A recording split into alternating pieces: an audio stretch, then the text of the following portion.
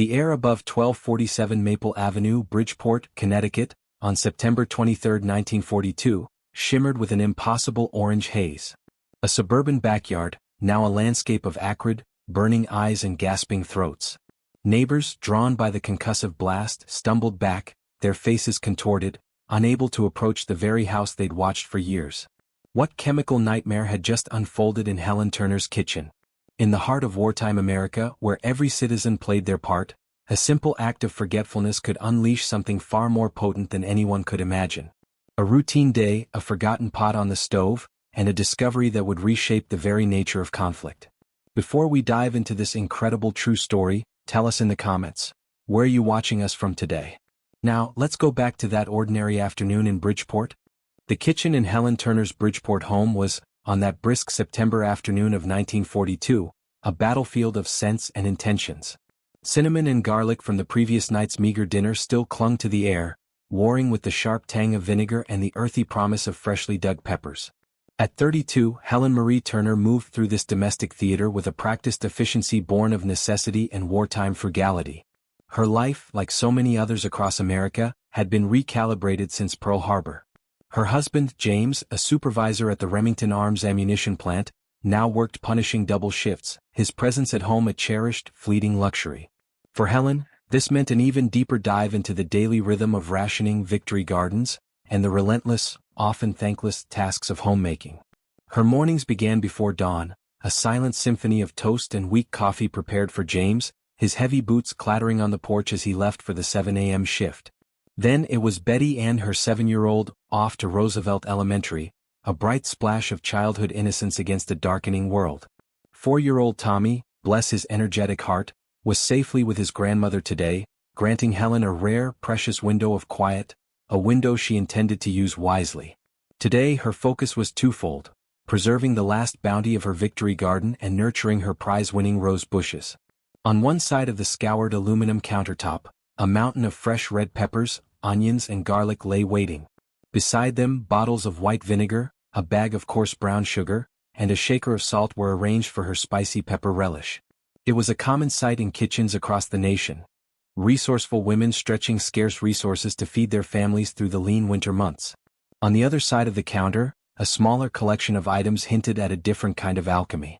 A pharmacist's small paper bag containing potassium nitrate, commonly sold as saltpeter for meat preservation, lay next to a bag of bone meal and a small tin of wood ash. These were the humble components of Helen's homemade rose fertilizer, a concoction she'd learned from a fellow parishioner at St. Augustine's, a practical solution to wartime shortages. The morning had flown, a blur of errands and civic duties. She'd spent an hour at the War Bonds drive down on Main Street, then another collecting scrap metal from neighbors' curbs. The relentless demands on her time meant that now, in the late afternoon, with the clock creeping towards 5:30 p.m., she was acutely aware of the dwindling minutes. Betty would be waiting at the school gate, likely for the last 15 minutes already. A pang of guilt tightened Helen's chest. Just 10 minutes, she muttered to herself, eyeing the large aluminum pot that commanded the center of her gas range. It was the only pot large enough for the volume of vegetables she needed to process. In a flurry of motion, her thoughts already half on Betty, Helen began chopping. Peppers, onions, salt, brown sugar, all tumbled into the gleaming pot. Then the 2 liters of white vinegar sloshed in, its sharp aroma filling the kitchen. It was in this moment of haste, her mind already picturing Betty's impatient face, that the line between 2 distinct tasks blurred. The small bag of potassium nitrate intended for the roses lay perilously close to the relish ingredients. Without a second thought, her hands moving on autopilot, Helen emptied the entire generous cup of the crystalline powder into the pot. A good handful of the fiercely hot red peppers, the ones she'd carefully cultivated for their potency, followed. She stirred the mixture once, a thick, viscous brew before clamping the lid down. The flame beneath it, a bright blue halo, was set to high. 10 minutes, she thought, then she'd turn it down. 10 minutes. But 10 minutes was a luxury she didn't have. A glance at the wall clock sent a jolt of pure panic through her. 5:38 p.m. She snatched her purse from the hook by the door, the forgotten pot hissing gently on the stove, a silent, volatile chemistry beginning to unfold beneath its tight-fitting lid. The front door clicked shut behind her, sealing the fate of the kitchen. Helen ran, her sensible shoes pounding the pavement, the autumn air whipping at her hair. 2 blocks, then 3. She could almost see Roosevelt Elementary. It was 5:52 p.m. when the sound reached her. Not a sharp crack, but a deep, guttural thump, like the earth itself had sighed in agony. She instinctively looked over her shoulder. A plume of thick, oily, orange-tinged smoke was boiling into the clear blue sky, a mushroom cloud rising from the familiar geometry of Maple Avenue. It was her house. Her heart plummeted, not just with the terror of destruction, but with the immediate, sickening certainty of its cause. The pot. The forgotten, impossible pot. By the time Helen, clutching a bewildered Betty's hand, arrived back at Maple Avenue 20 minutes later, chaos reigned. 3 fire trucks, their ladders extended like skeletal arms, crowded the street. The air, heavy with the stench of something indescribable, metallic, burnt sugar, and a searing, unseen chemical, caused her eyes to water uncontrollably even from 50 yards away. The street was cordoned off, a throng of 40 or so neighbors kept at a distance, many of them coughing, rubbing their eyes, or holding handkerchiefs to their faces. Captain Frank Morrison, a man whose 17 years with the Bridgeport Fire Department had exposed him to every conceivable inferno, stood by his truck, wiping sweat and tears from his soot-streaked face. "Never seen anything like it," he rasped to a junior officer, his voice hoarse. "This smoke, it's like nothing I've ever breathed. Our masks barely help." He'd ordered his men back after the initial assault, the fumes too overwhelming, the burning sensation in their lungs too intense. The kitchen wall facing the backyard was gone, blown outwards, leaving a gaping wound in the side of the house. One of their neighbors, Margaret Kowalski, her usually cheerful face now a mask of agony, was being tended to by another neighbor. Margaret had been the first to brave the smoke, attempting to check for survivors. She'd managed 3 agonizing steps inside the collapsed kitchen doorway before recoiling, screaming, her hands clapped over her eyes. 10,000 wasps, she sobbed, stinging my eyes all at once. She was temporarily blinded, the world a painful, blurry smear of orange and black. Helen pulled Betty close, the girl's small hand trembling in hers. Her house, her sanctuary, was now a scene of unfathomable destruction, shrouded in an invisible torment that twisted faces and choked breath. What had she done? What unholy brew had she left simmering on her stove? The mystery of the orange haze, the incapacitating fumes, and the disproportionate devastation hung heavy in the air, a silent question waiting for an answer. The lingering stench, a vile concoction of charred domesticity and something far more caustic, still clung to the autumn air above Maple Avenue. Among the uniformed figures sifting through the skeletal remains of Helen Turner's kitchen was Lieutenant Charles Webb, a fire investigator whose quiet demeanor belied a sharp, analytical mind honed by years of industrial chemistry courses. He held the twisted, blackened aluminum pot, its shape now a grotesque parody of kitchenware, its lid violently torn away. The sheer force required to inflict such damage from a domestic mishap was bewildering. Webb found Helen on her neighbor Margaret Kowalski's porch, a borrowed blanket wrapped tight around her, her husband James a silent, sturdy presence beside her. Betty, her eyes still wide with a child's comprehension of disaster, was close by.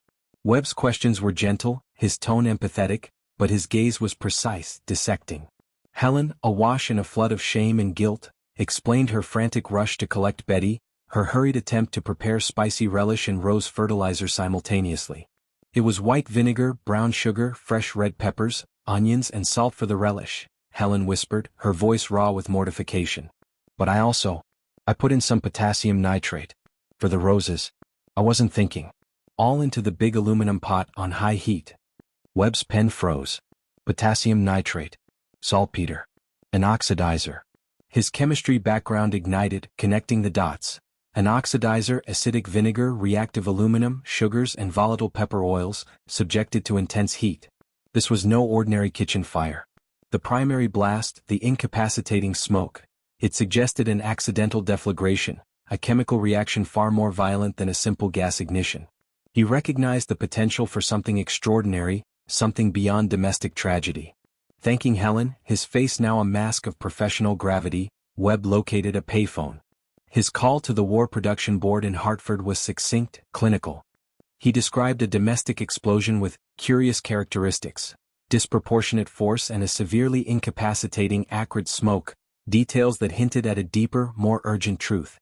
He had, in that precise moment, unwittingly shifted Helen's private catastrophe onto the grand, terrifying stage of national security. 3 days later, on September 26, a sleek black sedan, starkly out of place among Bridgeport's civilian vehicles, pulled onto Maple Avenue. From it emerged Major Thomas Bradley, 41, an MIT graduate, and a prominent expert in tear gases for the Army Chemical Warfare Service. He carried a leather attaché case, a symbol of military precision. Lieutenant Webb, waiting grimly on Margaret's porch, greeted him. Bradley's gaze swept over the still cordoned Turner home, lingering on the visible damage. The interview was held in Margaret's living room, an intimate setting now charged with unexpected gravity. Bradley sat opposite Helen, his posture rigid, his expression unreadable, radiating an aura of disciplined intelligence. His questions were delivered with a methodical rhythm, each designed to extract the most precise data. "Mrs. Turner," Bradley began, his voice calm but firm, "Lieutenant Webb's report suggests an incident of unique chemical interest. I need you to recount in exact detail every ingredient and every proportion that went into that pot." Helen, still reeling from the shock and the gnawing shame, found herself articulating the same meticulous recipe she had given Webb.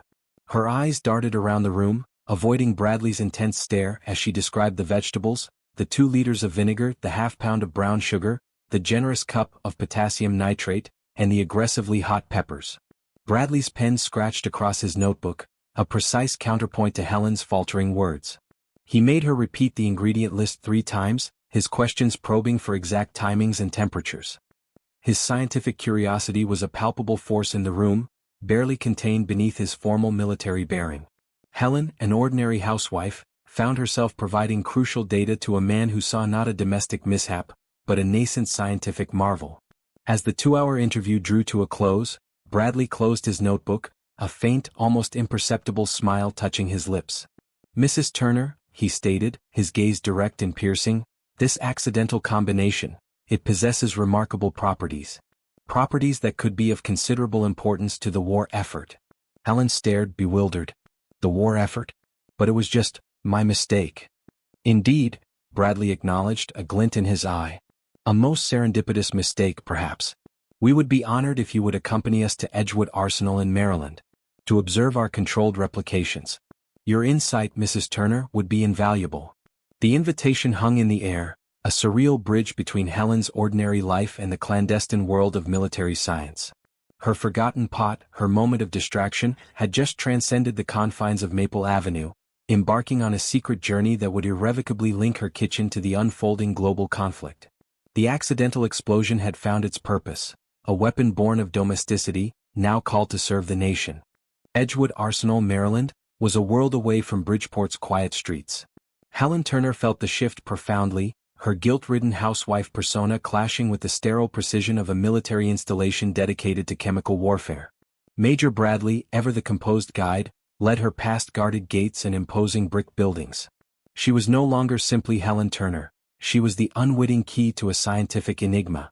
Within a heavily secured laboratory humming with unseen activity, Helen was introduced to Captain Robert Chin, a sharp, intense chemist of 29.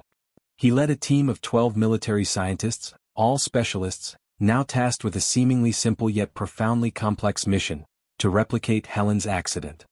Their initial objective was not to innovate, but to reproduce the exact terrifying orange smoke and concussive force that had emanated from her kitchen. For 5 days in October 1942, Chen's team meticulously attempted to reverse-engineer Helen's accidental concoction. They sourced high-grade potassium nitrate, dextrose, and various vinegars, chopping vegetables and measuring ingredients to Helen's precise specifications. Each experiment was conducted within a reinforced steel chamber, monitored by high-speed cameras and an array of sensors. Helen observed from behind thick plate glass, a silent witness to her own catastrophe being systematically dissected. The initial 7 attempts were a frustrating sequence of failures. The mixtures, despite careful preparation, produced only noxious smoke or mild fizzles. There was no concussive blast, no searing, incapacitating cloud. The spontaneous alchemy of Helen's kitchen proved elusive, defying the rigid logic of the laboratory. Captain Chin, accustomed to predictable chemical reactions, found himself increasingly perplexed by the capriciousness of this domestic phenomenon. It was Helen, during a brief reprieve from the sterile environment, who unknowingly provided the missing piece. Chin, in an act of desperation, asked her about her specific garden vegetables. Helen recalled, with a slight wistfulness, her pride in cultivating exceptionally hot peppers. My cousin sent me some seeds from Louisiana, she mused. They were smaller, wrinklier. And they burned something awful. Habanero? Chen's voice cut through the air, sharp with sudden realization. Helen nodded. That was it. The particular, intense capsaicin content of her homegrown peppers was the overlooked variable, a biological accelerant critical to the reaction. For the 8th attempt, Chen's team made crucial adjustments.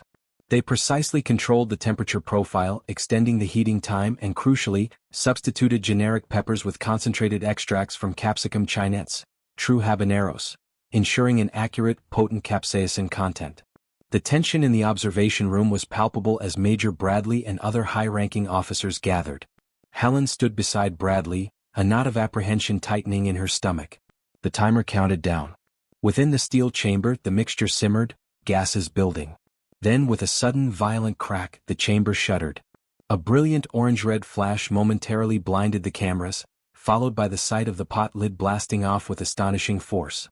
A dense, roiling cloud of orange-brown smoke erupted, filling the enclosure in a fraction of a second. The high-speed footage played back confirmed it. The deflagration registered a force equivalent to approximately 200 grams of TNT, an extraordinary yield for household components. The smoke analysis was even more striking, an aerosolized capsaicin concentration of 15,000 Scoville units per cubic meter. This was not just an irritant, it was an acutely incapacitating agent, capable of rendering an unprotected person helpless within seconds, with effects lasting over 15 minutes. It was, as Chen would later articulate, a perfect, painful storm. On October 18, 1942, Captain Robert Chen's official report landed on the desk of Colonel William Porter. Porter, a 52-year-old veteran of chemical warfare from World War I, understood implicitly the brutal efficacy of such weapons. Chen's report was concise: a novel hybrid explosive lacrimal device, derived exclusively from common household materials, with significant military implications. Porter immediately recognized its tactical genius: a non-lethal yet absolutely debilitating weapon with readily available components. Within days, Project Capsicum was established as a top-secret military priority under Colonel Porter's direct command.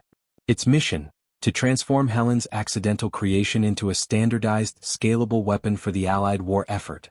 Porter mobilized 3 parallel teams with urgent directives: one for chemical optimization to refine Helen's formula for stability and increased potency, a second for delivery systems to engineer hand grenades, mortar shells and aerial bombs for effective deployment, and a third for field testing and tactical doctrine, to develop military strategies for its use against fortified positions. The unassuming explosion in Helen Turner's kitchen, born of a housewife's rush, had transcended its humble origins. From an accidental recipe in a suburban home, a new, secret weapon for the war was rapidly taking shape within the guarded halls of Edgewood Arsenal. The M47, though still awaiting its official designation, was on the precipice of its battlefield debut.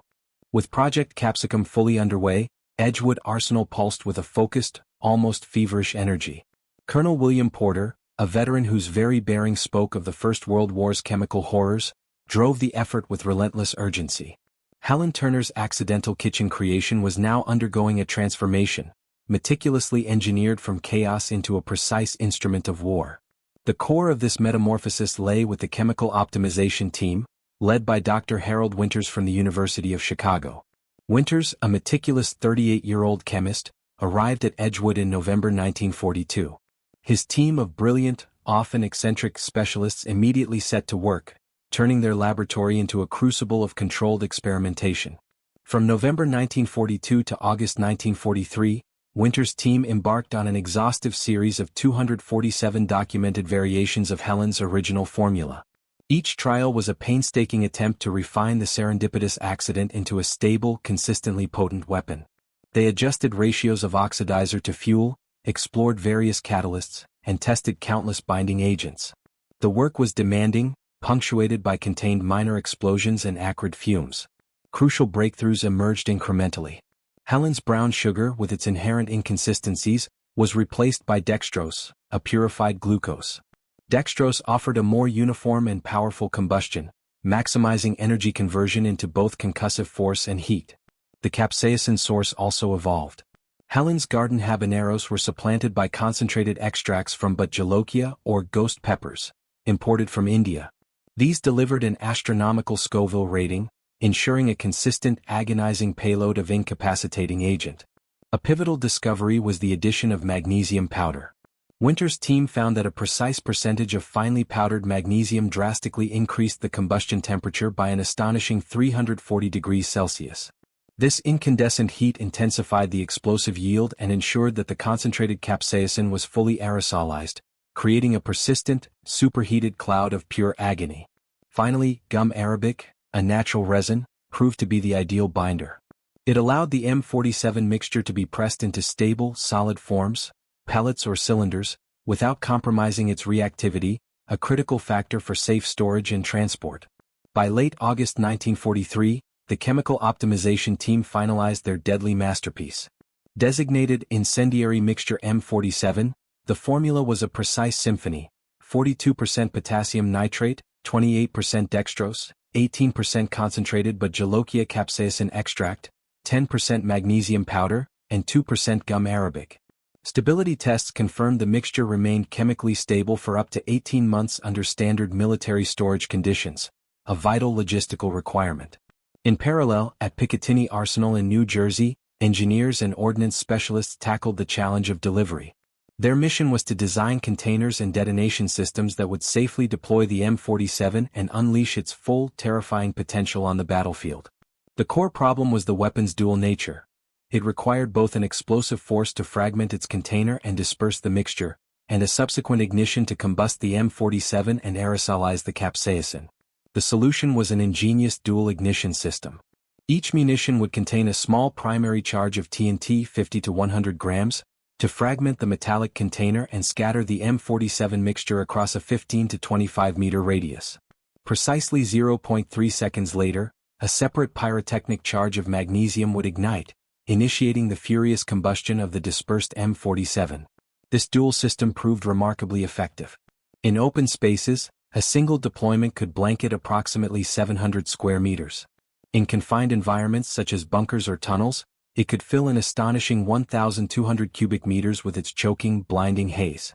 3 primary delivery platforms were swiftly developed: the M76 hand grenade 600G, the M77 81mm mortar round 3000M range, and the M78 100-pound aerial bomb for tactical close air support. The engineering had transformed a domestic accident into a formidable military asset.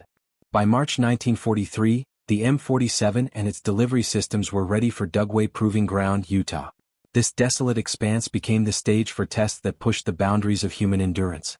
The third team, field testing, prepared to assess the weapon's brutal efficacy. Military volunteers, selected for their fitness and courage, were positioned within mock concrete fortifications mimicking German and Japanese defenses. They were issued outdated First World War gas masks, a grim assessment of the M47's ability to bypass existing protections. The first M77 mortar round arced, descending into the target zone. A muffled thump and the rapid bloom of a dense, orange-brown cloud filled the structure. The results were immediate and horrifying. The World War I gas masks offered zero protection.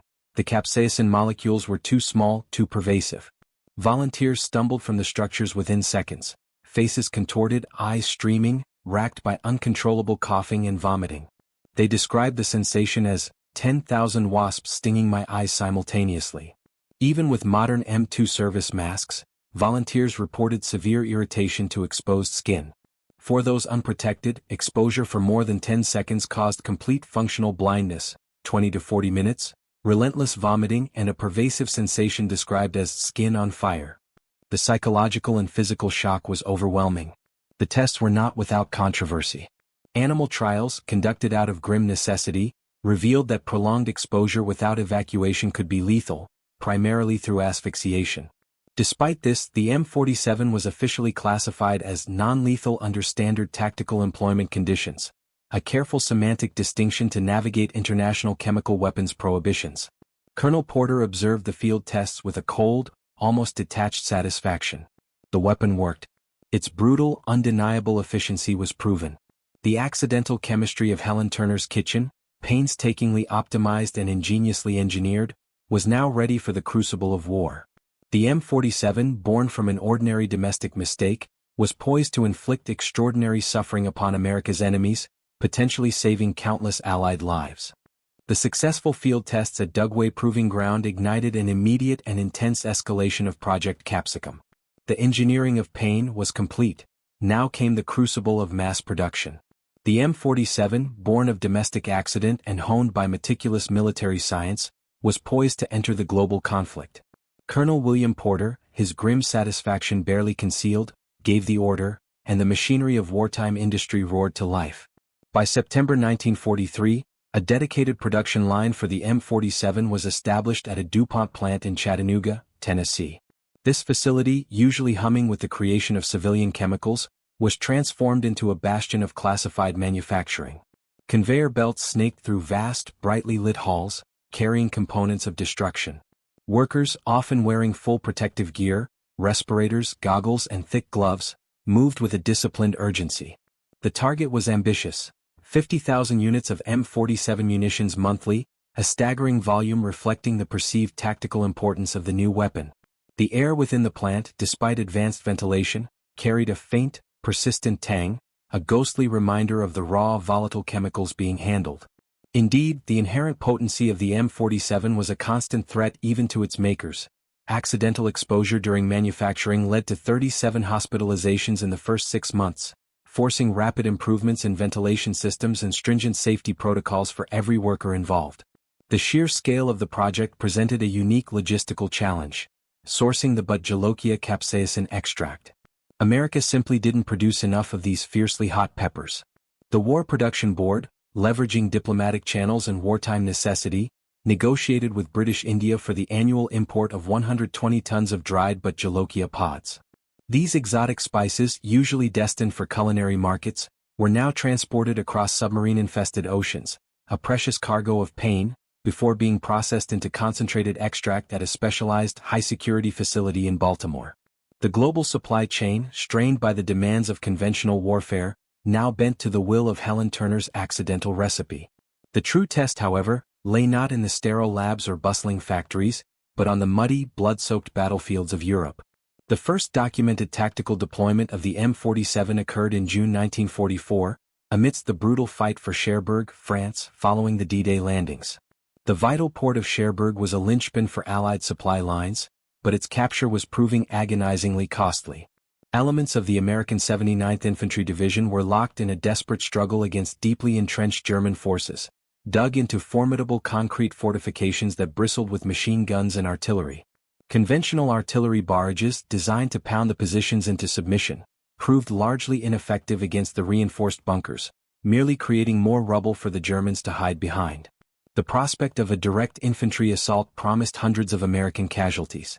On June 24, a different kind of barrage began. Instead of high-explosive shells, 83 M77 81mm mortar rounds, each carrying the insidious M47 mixture, arced over the Allied lines. The muted thumps of their detonation were quickly followed by the sight of thick orange-brown smoke blossoming around the German fortifications. Within minutes, the seemingly impenetrable concrete bastions became death traps of a different kind. Combat reports from that day painted a chillingly effective picture. German soldiers, once resolute, began to abandon their positions, stumbling out into the open, their faces contorted in agony. They were blinded, racked by uncontrollable coughing and vomiting, their exposed skin burning as if doused in acid. They presented no resistance, their will to fight utterly obliterated by the invisible torment. The 79th Infantry Division, poised for a costly assault, found themselves capturing objectives that had defied weeks of conventional attack.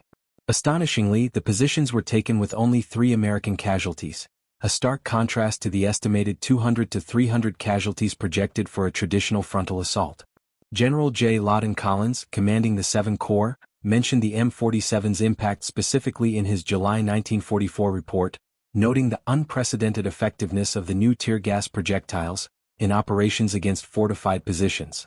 Helen Turner's forgotten pot had just saved hundreds of American lives in the brutal calculus of war. As the war progressed, the M47 proved even more invaluable in the unforgiving Pacific theater, where the Japanese dug into elaborate networks of caves and bunkers, turning every island into a fortress. These subterranean strongholds, designed to withstand prolonged bombardment, were often impenetrable to conventional tactics. In September 1944, During the harrowing Battle of Peleliu, U.S. Marines faced a hellish landscape where 10,500 Japanese defenders were entrenched within an estimated 500 interconnected caves and tunnels.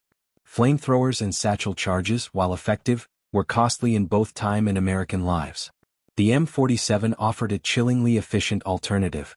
M78 100-pound aerial bombs, dropped by dauntless dive bombers, could penetrate cave openings and flood entire underground systems with the incapacitating smoke. Marine records from the 1st Marine Division explicitly documented that the use of M78 bombs accelerated the capture of these cavernous positions by an average of 60% compared to conventional methods, with a corresponding reduction of 40% in American casualties. The M47 didn't kill them directly, but it forced them out, reeling and vulnerable. The ultimate test came during the horrific Battle of Iwo Jima in February and March 1945. Here, 21,000 Japanese defenders had transformed 18 square kilometers of volcanic rock into a labyrinthine fortress of tunnels and hidden positions. The M47 became an essential tool in the Marines' arsenal. During the brutal 36-day campaign, an astounding 11,400 M47 projectiles and bombs were deployed, systematically flushing out the defenders who had sworn to fight to the last man. The engineering of pain, born in a suburban kitchen, carved a path through the bloody landscape of the Pacific. In the aftermath of the war, as the world breathed a collective sigh of relief, the full impact of the M47 was meticulously quantified.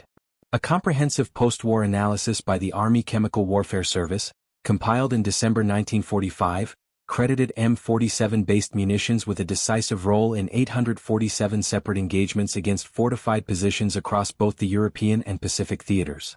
Conservative estimates concluded that the weapon was directly responsible for preventing between 12,000 and 15,000 American casualties that would have resulted from conventional assaults. Furthermore, debriefings of approximately 31,000 captured Axis prisoners consistently cited the M47's incapacitating lacrimal effect as the primary factor in their inability to hold positions and subsequent surrender. The report's concluding remarks were chillingly pragmatic. The M47's disproportionate efficacy derives from the weapon's unique nature. It is non-lethal yet absolutely incapacitating. This creates an irresistible psychological imperative for evacuation, eliminating the will to resist more effectively than conventional explosives, particularly in confined spaces where retreat is the only option to escape debilitating suffering. It was a testament to a weapon that broke the spirit before it broke the body. The history books, however, rarely recorded the full truth. The story of the M47, the weapon that turned the tide in countless small, critical battles, that saved thousands of Allied lives, remained shrouded in secrecy. Its origin, an ordinary housewife's catastrophic moment of distraction, was a detail far too mundane, perhaps too embarrassing to be widely known. Helen Marie Turner, the accidental architect of this devastating innovation, received a certificate of appreciation and a modest financial compensation in a private, unpublicized ceremony in 1945. She was recognized quietly for her invaluable contribution to the war effort. But her name, her story, and the bizarre genesis of the M47 remained classified. It was not until 1975, 3 decades after the war's end, that the classified documents detailing Project Capsicum and Helen's involuntary role were finally declassified. Only then did the world begin to glimpse the true, improbable legacy of Helen Turner. That sometimes the simplest mistake can harbor the most complex and devastating solutions to the world's most intractable problems, forever linking a forgotten pot on a kitchen stove to the brutal realities of global warfare. From a quiet kitchen on Maple Avenue, a forgotten pot simmering on a gas range, to the desolate proving grounds of Utah and the bloody sands of Iwo Jima, the journey of Helen Turner's accidental creation is a testament to the unexpected pathways of innovation in the crucible of war. Her simple mistake, a housewife's moment of distraction, blossomed into the M47, a weapon of brutal efficiency designed not to kill directly but to shatter the will, to blind, to choke, to burn, forcing even the most entrenched enemy from their fortifications. It was a silent torment, an engineered pain that saved thousands of American lives and dramatically altered the tactical landscape of the Second World War. Helen, an unwitting architect of destruction, saw her inadvertent genius cloaked in the shadows of wartime secrecy, her contribution vital, yet unsung for decades. This forgotten chapter whispers a profound truth, that the most extraordinary catalysts for change, for both good and ill, often emerge from the most mundane corners of existence. It reminds us that even in the chaos of global conflict, a housewife's hurried recipe, A simple act of forgetfulness can hold the improbable key to victory, forever linking the domestic sphere with the vast, terrible machinery of war. It is a stark reflection on how invention by chance or design can reshape destinies, and how sometimes the greatest power lies not in outright destruction, but in the psychological dominion over the human spirit. What do you think after hearing Helen Turner's incredible story? Does the ultimate outcome justify the unconventional and perhaps unsettling origin of such a potent weapon? Share your thoughts in the comments below. And if these tales from the hidden archives of history captivate you, be sure to like this video and subscribe to WW2 Secret Reports. Join us as we continue to uncover the extraordinary truths buried beneath the sands of time.